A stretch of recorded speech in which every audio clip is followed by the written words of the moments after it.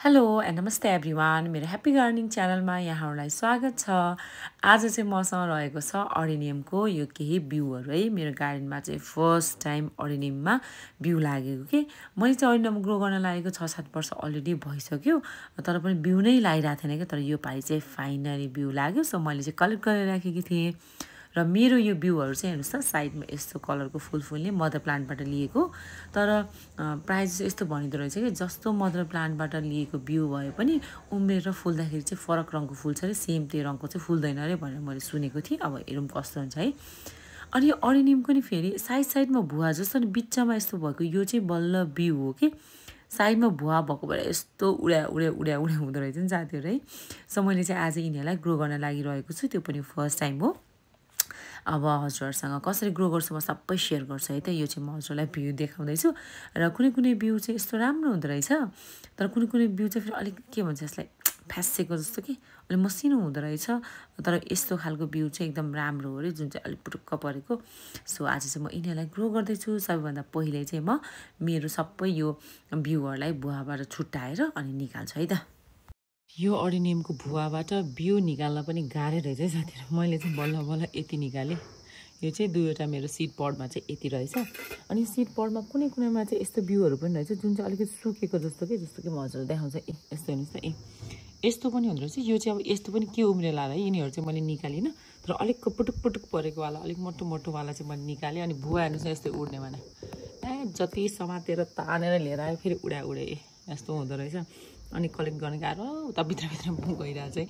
So मैले चाहिँ यति सिडहरू चाहिँ निकालेँ। अनि एकजना दिदीले चाहिँ पहिला मलाई एउटा कुरा सजेस्ट गर्नुभएको थियो कि अरेनियमको बिउ चाहिँ लाइक उमार्नुभन्दा पहिला, माटोमा राख्नुभन्दा पहिला चाहिँ 1-2 घन्टा जति पानीमा भिजायो भने चाहिँ राम्रो हुन्छ। सो म त्यस्तै गर्छु है। यो चाहिँ मेरो बिउ भयो। अनि यो नर्मल सादा पानीले एउटा बलमा, र अब यो बिउहरूलाई चाहिँ यहीँ हालिदिन्छु। एकछिन भिजाउँछु कि भनौँ न। यो बिउलाई भिजाएको चाहिँ अब 2-3 घन्टा भइसक्यो। अनि यस्तो भइरहेछ अहिले चाहिँ है। यसमा कति सिडहरू चाहिँ बिग्रे जस्तो पनि लागिरहेछ मलाई। यिनीहरू कुनै चाहिँ एकदमै लास्टैकै पेचक्कै परेको पनि रहेछ कि। अब यस्तोहरू त उम्रिँदैन होला पक्कै, तर हेरौँ अब छर्न चाहिँ सबै छरिदिन्छ होला सायद म है। सो अब यसलाई छर्नको लागि चाहिँ पहिला माटो रेडी बनाऊँ है त। यो बिउहरूलाई ग्रो गर्नको लागि चाहिँ मैले यति धेरै लिइरहेको छु स्यान्ड, यानि कि बालुवा। यो अरेनियमको बिरुवालाई चाहे त्यो सिडलाई चाहिँ पानी आफ्नो माटोमा जमेको मन पर्दैन कि। सो बालुवा चाहिँ बेस्ट हुन्छ, किनकि बालुवामा चाहिँ कति पनि पानी जम्दैन है। म चाहिँ यसमा एड गर्दैछु अलिकति मात्र है। यो वर्मी कम्पोस्ट अलिकति मात्र, साह्रै धेरै होइन।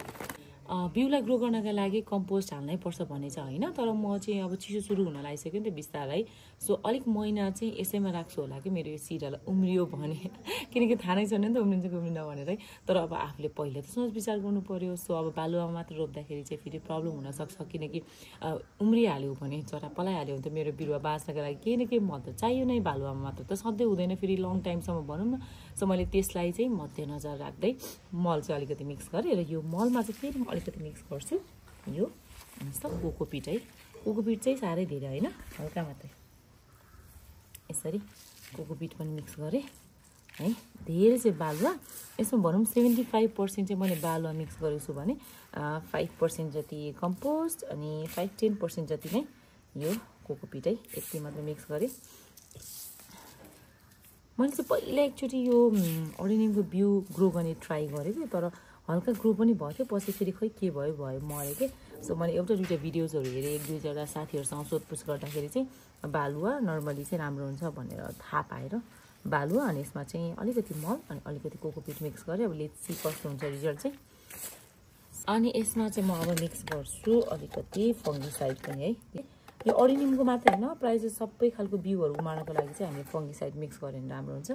यसको सट्टामा चाहिँ खरानी बेसारहरू युज गर्दा पनि हुन्छ। मसँग चाहिँ फङ्गिसाइड भएको भएर फङ्गिसाइडै युज गरेँ। अब चाहिँ म मेरो अरेनियमलाई यस्तो यो पटमा ग्रो गरिरहेको छु है। यो चाहिँ मेरो 8 इन्चको प्लास्टिकको पट हो। अहिले मसँग यही अभाइलेबल छ, सो म यसैमा ग्रो गर्दैछु। यसरी मजाले हालिदियो।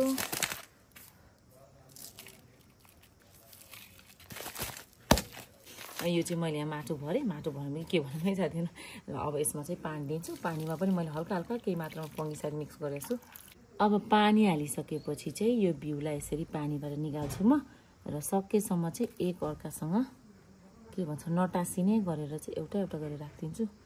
मैले नि साथीहरू सोशल मिडियातिर देख्दाखेरि चाहिँ यो ओडेनियमको बिउहरू चाहिँ एकदमै के सेतो सेतो अनि फेरि लामो लामो पुटुक्क परेको छ देख्थेँ। मेरो चाहिँ खै लाइक अब बिउ नराम्रो भएर हो कि के होला है, अलिक ठिकै जस्तो देखिरहेको छ कि फेरि। तर नि ठिकै छ, आफ्नै गार्डनमा ग्रो भएको है भनेर ट्राई गरौँ न त भनेर ट्राई गरिरहेको छु। अनि यो चाहिँ फेरि लाइक अब अलिक टाइममा चाहिँ विन्टर सुरु भइहाल्छ, विन्टरमा त्यति राम्रो चाहिँ हुँदैन। यो बिउ चाहिँ अहिले रोपौँ कि नरोपौँ जस्तो लागिरहेको थियो कि मलाई, किनकि अब जाडोमा त फेरि राम्रो हुँदैन। अनि मैले कति साथीहरूलाई पनि सोधेको थिएँ, अनि साथीहरूले चाहिँ होइन रोपिहाल्नुहोस्, पछि पुरानो भएपछि झन् नउम्रिने रहेछ, त्योभन्दा बरु नयाँमै रोप्यो भने चाहिँ राम्रो उम्रेला भनेर सजेस्ट गर्नुभयो। सो म चाहिँ अहिले यसरी रोप्न लाग्यो है त।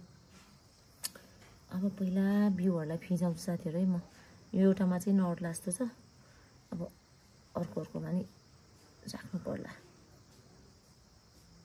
यत्तिको पातलो हुने गरी चाहिँ मैले यो बिउलाई छरेँ। अब यो अलिअलि बाँकी छ नराम्रो जस्तो, यसलाई चाहिँ म अर्को पटमा चाहिँ फेरि रोप्छु, हेरौँ कस्तो हुन्छ है। अब यसलाई कभर गर्नको लागि चाहिँ म फेरि कोकोपिट नै युज गरिरहेको छु। यो कोकोपिटले चाहिँ हल्का यसरी लेयर गरिदिने है।